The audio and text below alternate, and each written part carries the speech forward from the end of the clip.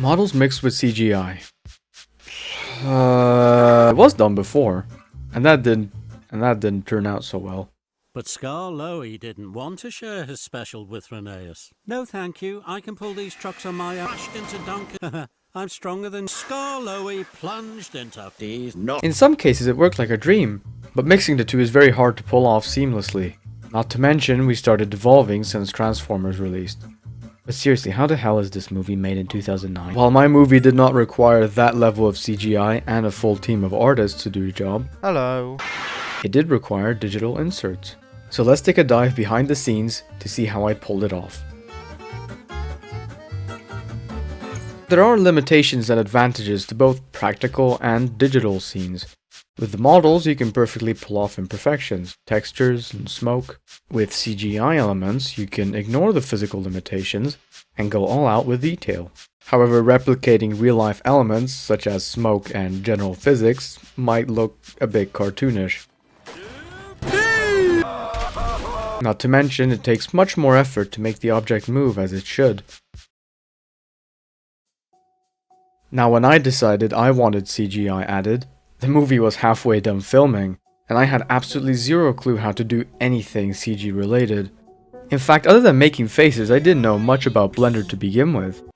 Let me rephrase that. I didn't know absolutely nothing, cause what the f is that? The first time I tried doing something similar was in last year's Halloween special, In the Fog It Follows.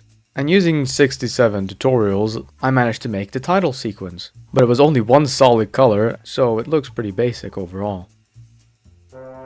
Fast forward to a few months ago, I did more research and made an updated title card. Yes, it's just a lamp moving from left to right, let me have my moment. Originally, this was intended to render live with the other shot, but it was much easier to not do that. So the black background remained, and it was just cut out like a green screen so it can fade into the next shot easily in post. And that's about it for this first bit.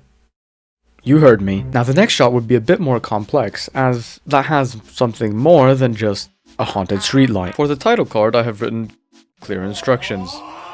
However, for the next shot, that would not be the case. The shot needed to be roughly 30 seconds long. It needs to transition into the next shot of the coal falling into the main chute, which went horribly the first time I filmed it. First step was building the set itself. I gathered all the buildings and props I would use in this scene, and I forgot to take reference pictures of them. But finally I had the references I needed to start replicating buildings.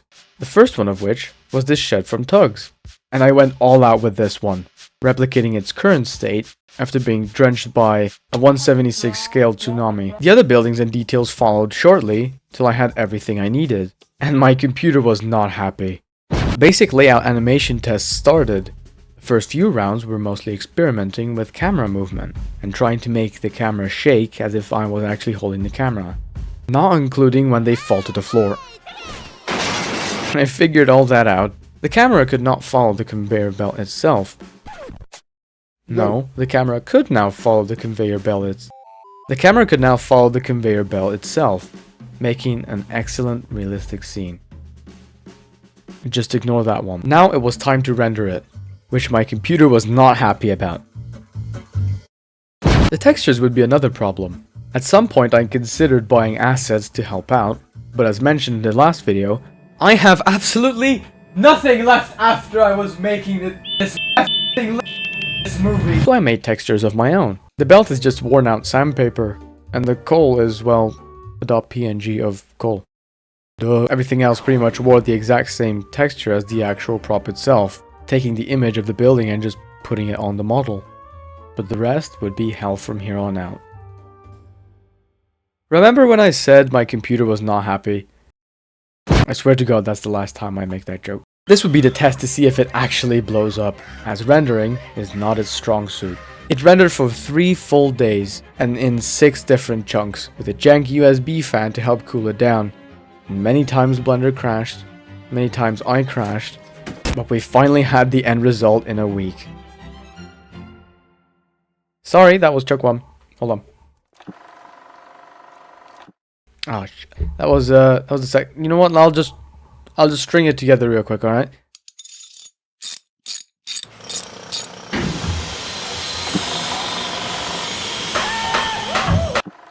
Much better. Some final tweaks were made in post to make the footage blend in a bit better with the rest of the film. Also to hide the visible 2D grass in the first few renders and the moguls. I was, and still am, damn proud of this shot overall. Strings together the beginning so nicely. And congratulations to my computer pulling through. Even if it went something like this. Please don't tell me it attacks our truck. It's a bird, bruv. Of course not. No man. You played Raft. Oh yeah. Hello, Gordon. Oh my, it attacks me instead! Anyways, thankfully that was the only scene that was fully animated. The rest would be easy going, for the most part. Shit. The next shot was this. The Jinty going by as seen from the window.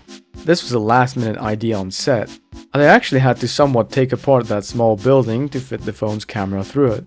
This time I didn't have anything similar to what I needed. So I looked up reference, made the models separate, then assembled them eventually to create this.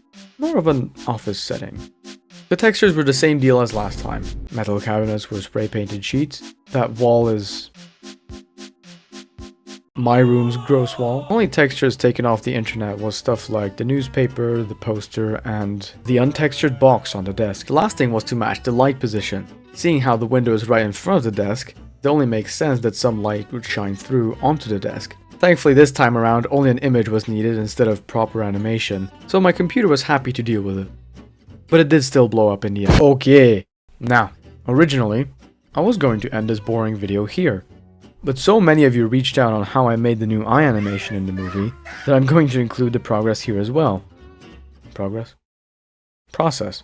Same thing. Every shot that needed eye animations was set up independently in Blender. That includes angle matching, lighting, and yeah you know. But I'll guide you through on how I made them. First, spawn in a camera.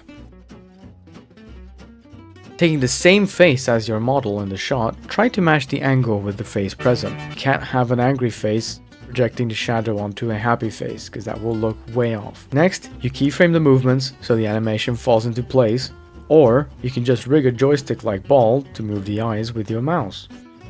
That sentence is something else, I swear to God. When you have your video, put it on top of the model footage and crop out, well, the garbage. Quickly mask out the face and boom! Your engines are now alive. As if they weren't before. Now this may look very, very intimidating at first, so because of that, I released the entire rig along with the expressions used in the free assets folder. You can find it down below. And that's pretty much it. Not much focus went into the digital stuff in the whole movie, but it was still a fair amount. The next part will finally cross the actual model shoot. Let me know which shots you'd like to know how it was made, and I'll spill some stories about the nightmares that followed behind the camera.